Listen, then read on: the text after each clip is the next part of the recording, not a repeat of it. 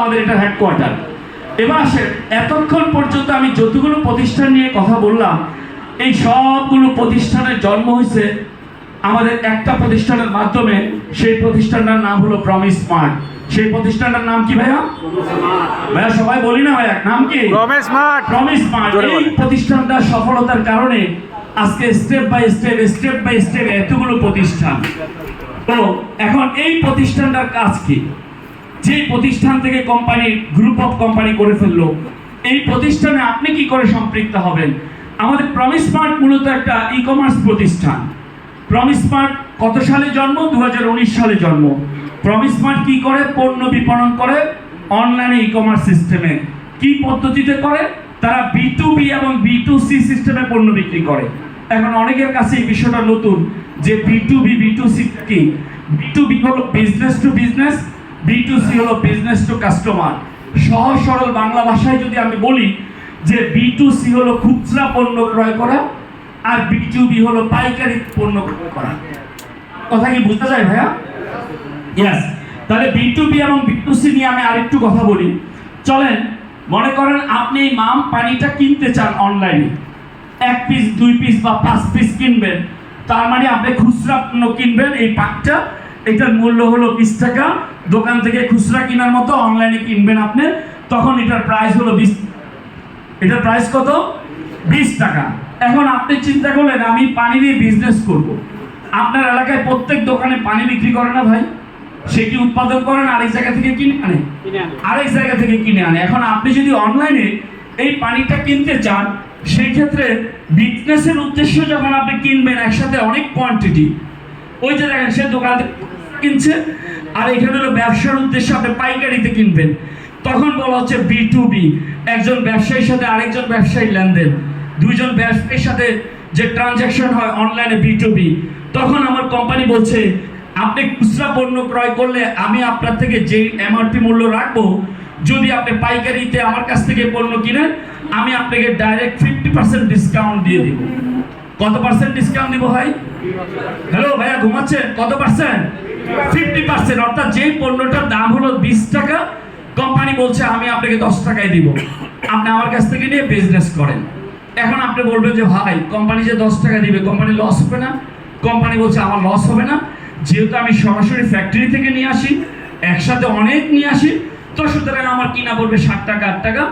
আমি যখন খুচরা 20 টাকা বিক্রি করি লাভ বেশি হয়, কিন্তু যখন পাইকারিতে বিক্রি করি লাভ কম কিন্তু সেল হয় একসাথে অনেক বেশি, আমি টাকাটা খাটাইতে পারি, রুলিং করতে পারি। একটু খেয়াল করেন, বাস্তব এবার উদাহরণ দিচ্ছি। এই যে বার্নিক নামক একটা ব্র্যান্ড, জাপানি ব্র্যান্ড, এই যে টলি ব্যাগগুলো দেখতেছেন, হ্যালো ভাইয়া দেখা যায়? পিছন দেখা যাচ্ছে ভাইয়া?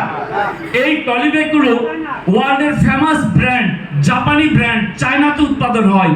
ইউরোপ, আমেরিকা, অস্ট্রেলিয়া এবং এশিয়াতে অত্যন্ত জনপ্রিয় একটা টলি ব্যাগ। এই ব্যাগটা বাংলাদেশে চায়না থেকে ইম্পোর্ট করে প্রমিস স্মার্ট। বাংলাদেশে soul agent promise smart. Promise smart ছাড়া কারো কাছে এই পণ্যটা পাওয়া যায় না। প্রমিস স্মার্ট চায়না থেকে পণ্যটা এনে 3 ভাবে বিক্রি করে।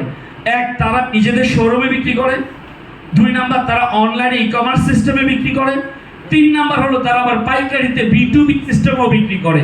অর্থাৎ যে কোনো ব্যক্তি পাইকারিতে আমাদের হ্যালো, তো সে চাইলে তার এলাকায় বিজনেস করতে পারবে। তাহলে আমরা খুচরা বিক্রি করি, অনলাইনে বিক্রি করি এবং পাইকারিতেও বিক্রি করি। এখন কি সিস্টেমে বিক্রি হয় একটু খেয়াল করেন। কি সিস্টেমে? দেখেন এই যে একটা টলি ব্যাগ দেখা যাচ্ছে, একটু খেয়াল করেন, এটাই কিন্তু মূল বিষয়। এই টলি ব্যাগটার খুচরা মূল্য হলো 5000 টাকা। আমরা অনলাইনে আমাদের শোরুমে আমরা এটা 5000 টাকা বিক্রি করি। B2C সিস্টেমে যদি কেউ 1 পিস কিনে 2 পিস কিনে। কিন্তু আপনি যদি সিদ্ধান্ত নেন যে আমি এই টলি নিয়ে বিজনেস করব, B2B তে কিনবো, তখন কোম্পানি বলছে আমি 50% ডিসকাউন্ট দিব, 50% আমি ডিসকাউন্ট দিব। অর্থাৎ 5000 টাকার প্রোডাক্ট আপনাকে 2500 টাকায় দিব। ভাই কত টাকায় দিবে? 2500 টাকায়।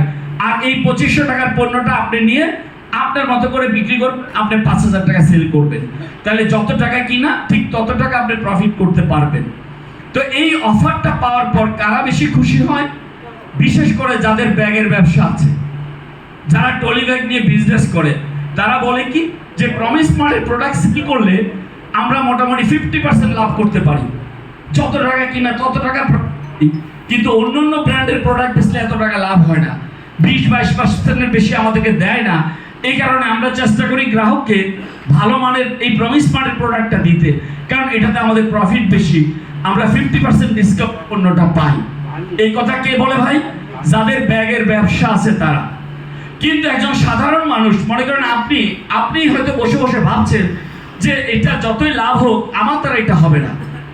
আমরা যখন একজন সাধারণ পাবলিককে অফার করি যে আমাদের এইটার দাম 5,000, আপনি আমাদের কাছ থেকে 2,500 টাকা দিয়ে কিনেন, আপনি আপনার এলাকায় বিজনেস করেন, তখন অনেকে বলে যে ভাই আমার দ্বারা হবে না। আমি জিজ্ঞাসা করি ভাই কেন হবে না? বলতেছে ভাই আবার কি করলেন?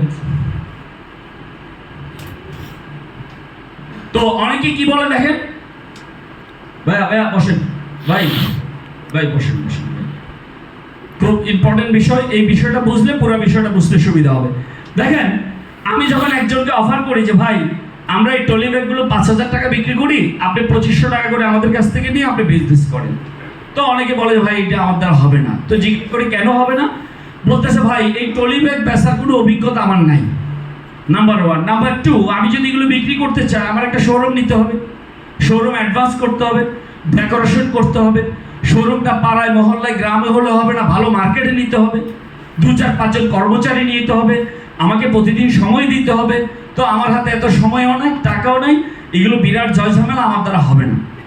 তখন কোম্পানি আপনার জন্য আরেকটা স্মার্ট অফার দিচ্ছে। অফারটাকে এবার বুঝেন। কোম্পানি বলছে আমি আপনাকে 50% ডিসকাউন্টে পণ্য দিচ্ছি, আপনি আমার কাছ থেকে নিয়ে আপনার মতো করে বিজনেস করেন।